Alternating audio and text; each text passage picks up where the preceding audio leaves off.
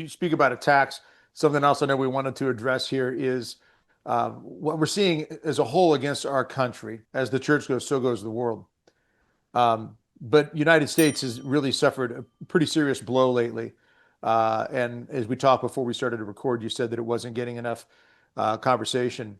That the mayor of New York City, Mamdani, obviously we've got the socialist stuff, the statement that I made earlier about war and collectivism, something to that effect, where he said he wanted to remove rugged individualism, replace it with this warm collectivism sort of approach.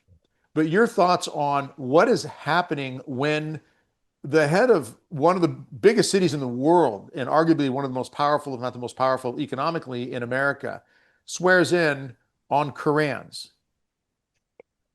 Well, I think it has to do with the fact that by swearing on a Quran instead of a Bible, because the Bible, at least as Catholics, we believe that the Bible is the only inspired word of God. We do not believe that the Quran is the inspired word of God.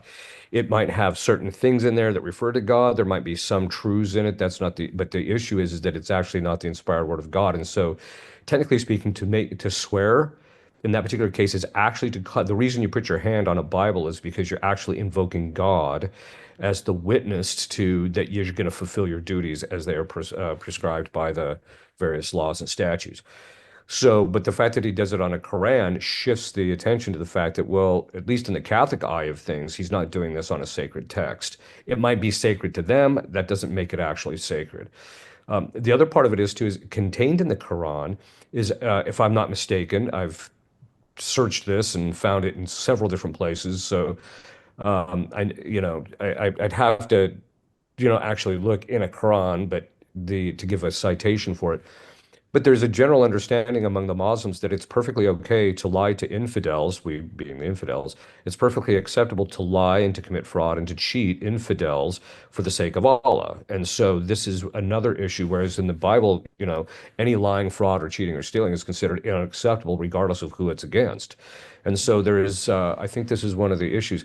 My concern is it's the same difficulty you see worldwide. I was mentioning to you guys before we started that when this was about 15 years ago, I sat and talked with a guy who was an international reporter, and he had been all over the Mid East reporting on the stuff in the Mid East.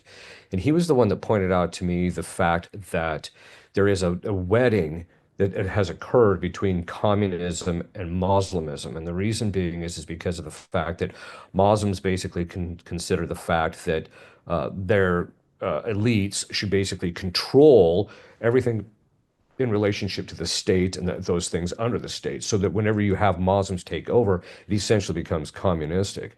But and this is one of the reasons why you see the progressive left, who's very heavily communistic, have no problem with the Muslims whatsoever. But the fact that we were not paying attention to the fact that this is a religious question. Everyone tried to ignore this and act like, well, this isn't a religious question. No, actually, for Mamdani, it is a religious question. And even though he touts the political side of the communism, that's just because communism fits hand in glove with the Muslim religion. And that's why they actually do this. And so the real problem going forward, I think, especially in this country, is we've allowed large numbers of Muslims in, and they don't see this as a political question. They see this as, no, we're going to take you over. You're going to make the United States Muslim eventually. That's when you talk to them, that's what they say.